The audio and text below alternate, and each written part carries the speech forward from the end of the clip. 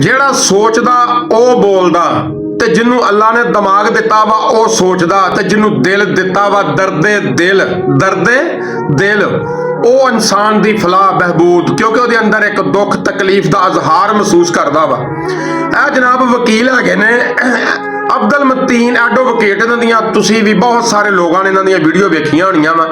ਕਿ ਭਾਈ ਹੋਣੀ ਬੜੇ ਜਜ਼ਬਾਤੀ ਜਿਹੇ ਨੇ, ਯੰਗ ਮੈਨ ਆ, ਕਿਤੇ ਵੀ ਕੋਈ ਦੁੱਖ ਤਕਲੀਫ ਕਿਸੇ ਗਰੀਬ ਨੂੰ, ਕਿਸੇ ਮਾਂ ਦੀ, ਕਿਸੇ ਭਰਾ ਦੀ, ਕਿਸੇ ਬੱਚੇ ਦੀ ਰਸਾਈ ਨਹੀਂ ਹੁੰਦੀ ਤੇ ਇਹ ਵੀਰ ਹੋਣੀ ਆਪਣਾ ਕੈਮਰਾ ਲੈ ਕੇ ਦੌੜ ਜਾਂਦੇ ਨੇ ਜਾਂ ਉਹਨਾਂ ਦੇ ਇਹ ਚੈਂਬਰ ਦੇ ਵਿੱਚ ਆ ਰਹਿੰਦੇ ਨੇ ਤਾਂ ਕੈਮਰਾ ਔਨ ਕਰਾ ਕੇ ਉਹਨਾਂ ਦਾ ਦੁੱਖ ਦਰਦ ਇਸ ਆਵਾਮ ਨੂੰ ਵੀ ਦੱਸਦੇ ਨੇ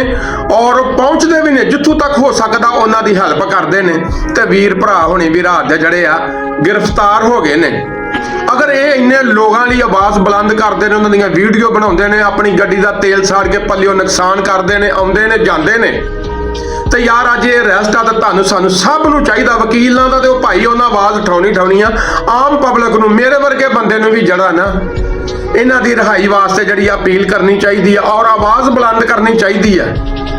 1-2 मिनट की वीडियो के नाल किसी का कुछ नहीं जाना। बाकी मेरी तमाम दोस्तों अगे अपील है कि इस वीर भरा अब्दुल मतीन वास्ते जिहड़ी है ना जोरों शोर के नाल आवाज़ बुलंद करन ताकि अपने चैंबर दे विच वापस आउण और लोगों के दुख दर्द सुन के उन्हां दा मदावा करन। बहुत बहुत शुक्रिया सर।